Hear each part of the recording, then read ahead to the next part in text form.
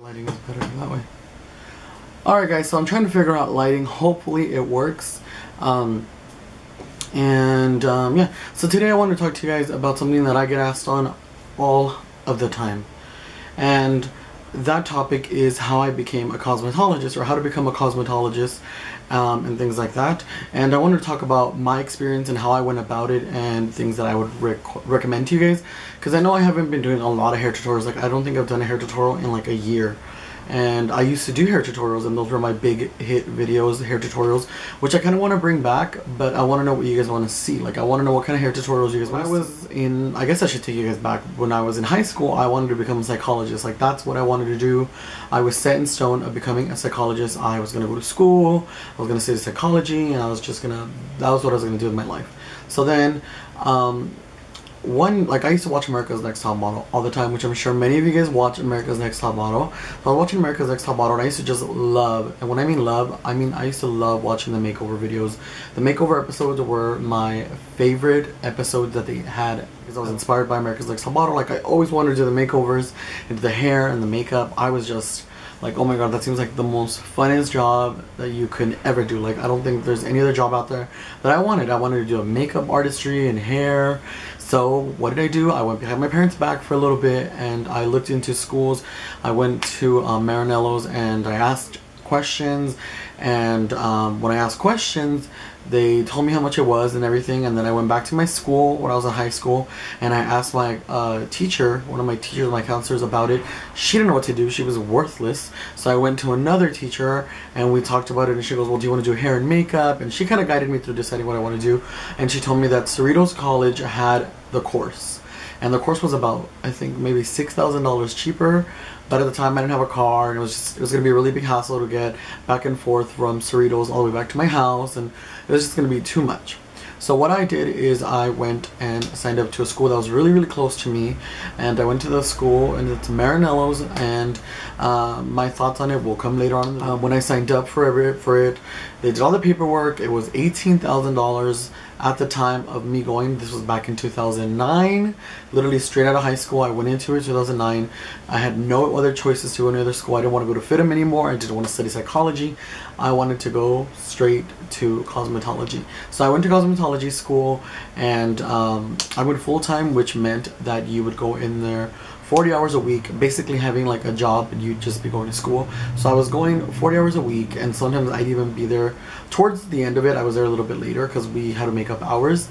And the way that it is to become a cosmetologist, I didn't even know this when I went to school. I didn't know that you had to go to school to get a license. Like, I didn't even know that. I thought you just went to school and that was it. Like, you just went to school and you learn, and then that's it. So I didn't know any of this until I literally went into the school. I wish, which was a red flag right away, I wish I would have done more research into the cosmetology field, like what you need, what you don't need. For example, you do not need no license to be a makeup artist. You do not be certified, nothing like that. You don't need any of that. However, being certified does help, but then sometimes it doesn't, because bitches at the Brea store suck. That was a read. So the way that they work it is that when you enroll, you literally automatically start. At Marinello's, they would enroll new students every 2 weeks, because every 2 weeks their modules would change. So it'd be like module A, module B, module C, module D, and I think E and F. And then once you got to F, you would move on to the next like grade, kinda like it was like freshman, junior, senior. But when I went to school, there were so many students that they did freshman, sophomore, senior, junior, or freshman, sophomore, junior, senior, because there were so many kids. Yeah, so I will say that, you know, you go in, and your freshman class is actually, it's pretty interesting. You learn the formula of how to get things done, how to set up, how to part your customer, and things like that. So then after that, went on to your junior. So I became a junior right after that, and when I became a junior, in your junior year, you learn color. You're supposed to learn color and kind of everything. It's bullshit. Marinello didn't teach us anything. They were liars. It was full of crap. They literally just wanted our money. So we went, and what else? I think our teacher taught us some stuff. Didn't really teach much. The good teacher that we did have ended up getting fired by the time I became a senior, which was kind of sad, but it did happen. So basically, let me just in a nutshell, to become a cosmetologist, you're going to go to school for 1,600 hours. I don't know if it's changed anymore. You will learn everything from the basics. Okay, guys, you're going to learn the basics. Anything that you want to learn, updo, makeup, and things like that, you will learn outside of school. They don't teach you any of that. They don't really, like when I was there, they didn't teach you how to run a business. I learned that on my own by working at salons. I didn't learn it in the salon, like in the school. The school didn't provide anything like that. It was just like, here's the basics, take your books, read it, there's a test on Friday. So once I did 1,300 hours, guys, I sent my letter out for state board so that I could go to state board and take my cosmetology test, because when you hit 1,300 hours, by the time you graduate, your paperwork has already been filed and everything, and you can most likely take your test, your cosmetology license test, within a month of you graduating, which is good because that way you still have everything fresh in your mind. It's easy for you to pass.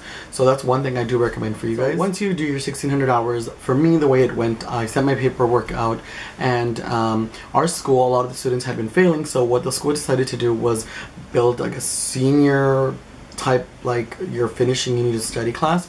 So what it was 300 hours of you literally just doing state board. From the moment you walked in, you did no theory, nothing. You walked in, if you were going to graduate soon, you walked into this classroom, they'd be like, okay, we're gonna, or I don't remember we did theory or not. By the way, theory is like you learn the color or the technique out of the book, and then after like your break, just like 2 hours of theory, and then it'd be a break, and then the whole day you'd practice that technique because you learn something new every day. So when that happened, we would just do the technique or whatever. Like we would just literally practice all day long to do cosmetology stuff, like all day long. But I did like it because I got to the point where to this day, I can still do a finger wave with water, no gel, nothing. Give me water, spray that bitch down, give me some water and a comb, and I will get you your finger wave. I graduated June, and my test was on July 9th. Yeah, July 9th, because it was right before I turned, I think, 19. So I went and took my test, guys, and for your test, honestly, guys, I studied so much. I literally studied, I want to say a month. Like when I found out my test date was coming, that day I got my book and I studied every single chapter. But I'm not like a reader type. Like what I would do is they would give you practice tests, like hundreds of practice different tests, because they have to give so many questions. And what I did is that I would take the test, and then when I see what I got wrong, I would go back and kind of like research why I got that wrong and why it was that answer. Does that make sense? Like, why is it that this equals this? Do you guys get what I mean? That's what I did. And then I would take those tests. Literally, it's a book like this big. I would take those tests to the point where I would get at least a 90 to 95% on every single test. Every single test, I learned every single, like, everything. Like, I used to know what formaldehyde meant, or I don't even know what the words are, but they were so crazy. But I knew every single word and what they all meant. I did that. And then for my practical, it's kind of like when you get your license, you do a written and you do like a, you drive and stuff. So for my thing, I literally practice, guys. I'm not even kidding you, so much. I practice like, I want to say maybe 2-3 weeks, like non-stop practice. Sure that I got all my tests to 90s, that I could do a finger wave and everything in less than the time they gave you. I think they gave you maybe like 10 or 15 minutes per assignment, and I'll talk more about that in like a video when I talk about my experience of going through the test. But yeah, so I don't know if this video even made any sense, guys. I'm just filming it because, yeah. So I guess in the next video clip, or if you want to see the other video where I talk about what I took, like how the day of me preparing for the day of the test went, I'll make a video for that as well, or if there's a video already made, I will link it down below.